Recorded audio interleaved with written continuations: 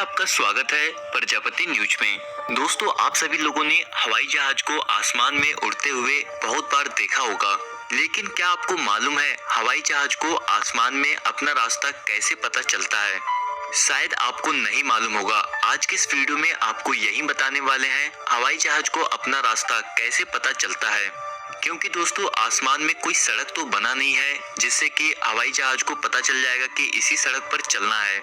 लेकिन दोस्तों, कुछ तकनीक की वजह से ऐसा संभव है कि हवाई जहाज सिर्फ अपने रास्ते पर ही चलती है, उसके अलावा कहीं और नहीं चल सकती है। चलिए दोस्तों, आपका ज्यादा टाइम न लेते हुए आपको बता देते हैं हवाई जहाज को आसमान में अपना रास्ता कैसे मालूम चलता है। लेकिन दोस्तों, वीडियो शुरू करने से पहले आपसे एक छोटी सी रिक्वेस्ट है।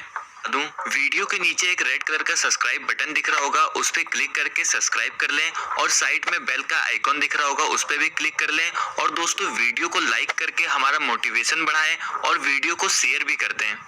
आसमान में उड़ते हवाई जहाज को देखकर कई लोगों के मन में यह सवाल उठता है कि आखिर हवाई जहाज को अपना रास्ता कैसे पता चलता है। आखिर हवाई जहाज को कैसे पता चलता है कि उसे किस दिशा में जाना है।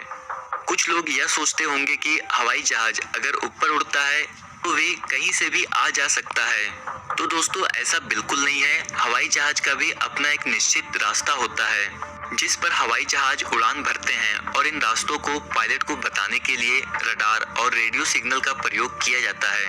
और साथ ही साथ पायलट की सहायता के लिए एयर ट्रैफिक कंट्रोलर भी होते हैं जो पायलट को यह बताते हैं कि उनको हवाई जहाज कितनी ऊंचाई पर उड़ाना है।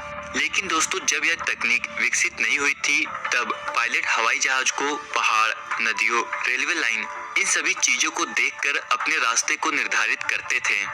इसके बाद आपको बता दें, अमेरिका में तीरों का इस्तेमाल करना शुरू किया गया, जिसमें जमीन पर बहुत बड़े बड़े तीरों का निशान बना दिया जाता था जो ऊपर हवाई जहाज से एकदम स्पष्ट दिखाई देता था।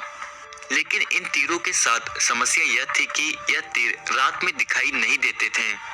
फिर इस समस्या को निपटाने के लिए इन तीरों के पास लाइट लगा दी गई और इसके बाद ही रेडियो, रडार और एयर ट्रैफिक का प्रयोग किया जाने लगा। दोस्तों, आपकी जानकारी के लिए बता दूं कि इन रास्तों को बनाने के लिए कुछ खास बातों का ध्यान रखा जाता है और इन रास्तों का वैज्ञानिक आधार होता है। यहाँ पर इस बात का भी विशेष ध्यान रखा जाता है कि जहाँ पर रास्ता बनाया जा रहा वहाँ पर जमीन की बनावट कैसी है। अगर जमीन समतल ना हो और रास्ता दुर्गम पहाड़ियों से होकर जाता है तो ऐसे रास्ते से बचा जाता है। सुरक्षा की दृष्टि से कुछ ऐसे भी स्थान होते हैं जिसे नो फ्लाइंग जोन भी घोषित कर दिया जाता है। मतलब उस क्षेत्र के ऊपर से आप उड़ान नहीं भर सकते हैं, जैसे कि संसद भवन, राष्ट्रपति आवास इत्यादि। दोस्तों, हर एक देश की अपनी हवाई सीमा होती है जहां पर वह उड़ानों पर प्रतिबंध लगा सकता है। जैसे यदि भारत के किसी विमान को पाकिस्तान से होकर अफगानिस्तान तक जाना है और बीच में पाकिस्तान पड़ता है तो पाकिस्तान चाहे तो इन उड़ान पर रोक लगा सकती है। दोस्तों, कभी कभी एक देश दूसरे देश पर दबाव बनाने के लिए उस देश के उड़ानों को अपने क्षेत्र में प्रतिबंध कर देते हैं, जैसा कि कुछ समय पहले पाकिस्तान ने भारत के साथ किया था।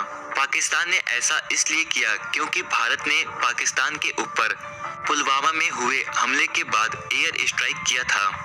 दोस्तों, आपको भी मालूम चल गया होगा कि हवाई जहाज के आसमान में लाइन बने रहते हैं, वे उसी लाइन पर उड़ते हैं। ऐसा नहीं है कि हवाई जहाज हर एक जगह से गुजर सकती है। लेकिन दोस्तों, अगर यहाँ पर हेलीकॉप्टर की बात करें, जैसा कि आपकी स्क्रीन पर दिख रहा होगा, ये हेलीकॉप्टर कहीं भी जा सकती है। लेकिन एरोप्लेन हर एक जगह नहीं जा सकती है क्योंकि एरोप्लेन का एक रूट बना रहता है, वो उसी रूट पर चलती है। चलिए दोस्तों, हवाई जहाज के बारे में कुछ रोचक जानकारी बता देते हैं जो शायद आपको नहीं मालूम होगा, और ये सब बातें आपको मालूम होना बहुत जरूरी है। दोस्तों, आपको बता दें, हर दिन पूरी दुनिया में लगभग 2 लाख जहाज उड़ान भरते हैं।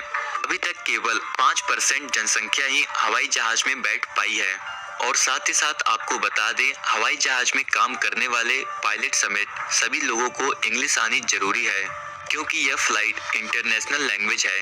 दोस्तों, हवाई जहाज उड़ाने वाले कैप्टन और फर्स्ट अफसर एक तरह का खाना नहीं खाते। ऐसा इसलिए यदि एक की तबीयत खराब हो जाए तो दूसरा प्लेन संभाल सके। और साथ ही साथ आपको बता दें, जहाज में इमरजेंसी के समय जो ऑक्सीजन मास्क आपको दिए जाते हैं उनके सहारे आप सिर्फ 15 मिनट जिंदा रह सकते हैं। और आपको तो मालूम है हवाई जहाज में मरकरी मतलब पारा ले जाना मना है, क्योंकि जहाज एल्युमिनियम का बना होता है और पारा एल्युमिनियम को नष्ट कर देता है। तो दोस्तों आशा करते हैं आपको ये सब जानकारी बहुत पसंद आई होगी और आपको मालूम चल गया होगा कि आसमान में हवाई जहाज कैसे उड़ता है।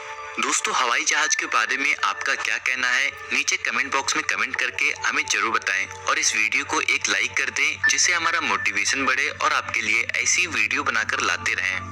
और वीडियो को शेयर भी कर दें ताकि सभी लोगों तक ये वीडियो पहुंच जाए। मिलते हैं अगली वीडियो में कुछ नई जानकारी के साथ, तब तक जय हिंद जय भारत।